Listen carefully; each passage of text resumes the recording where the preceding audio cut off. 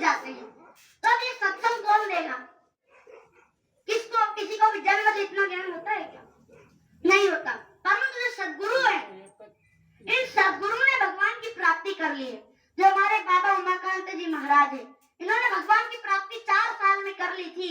और जो बड़े गुरु महाराज जी थे, तो उन्होंने बता दिया कि मेरे जाने के बाद अब ये सत्संग देगा।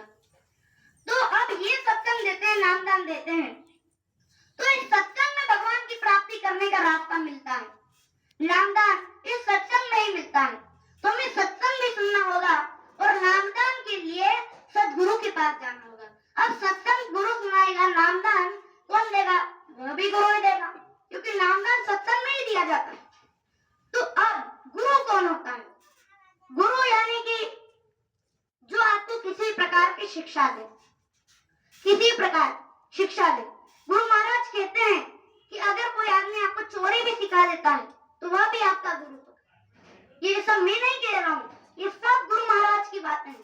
गुरु महाराज ने कहा है अपने सत्संगों में, यानी गुरु यानी कि जो आपको कुछ भी सिखा दे, किसी प्रकार का आपको ज्ञान दे दे, वह होता है गुरु। तब गुरु भी 7 प्रकार के होते हैं। पहला गुरु आपके माता पिता रहते हैं। दूसरा गुरु जो दाई रहती है, वो दाई आपका दूसरा गुरु रहती है। फिर तीसरा गुरु जो आपका नाम रखते हैं। चौथा गुरु जो आपको क ख ग घ ABCD पढ़ाते हैं।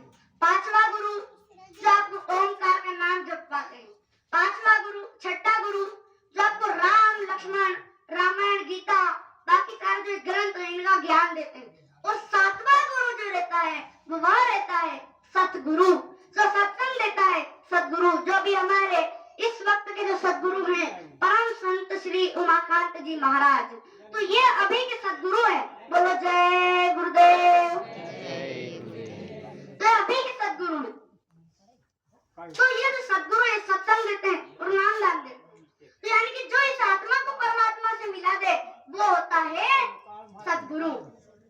जो सत्संग देता है वो होता है सदगुरु। जो नाम दान देते हैं, जो इस आत्मा को परमात्मा से मिलाने का बोध कराते हैं, जो ऐसा कोई रास्ता देते हैं, जो इस जगत पर चलवाते हैं, वो होता है सदगुरु। यानी कि जो सत्य गुरु रहता है। अब ये बाकी जो 6 गुरु है, ओंकार का नाम जपवाने वाले, राम लक्ष्मण के बारे में बताने वाले,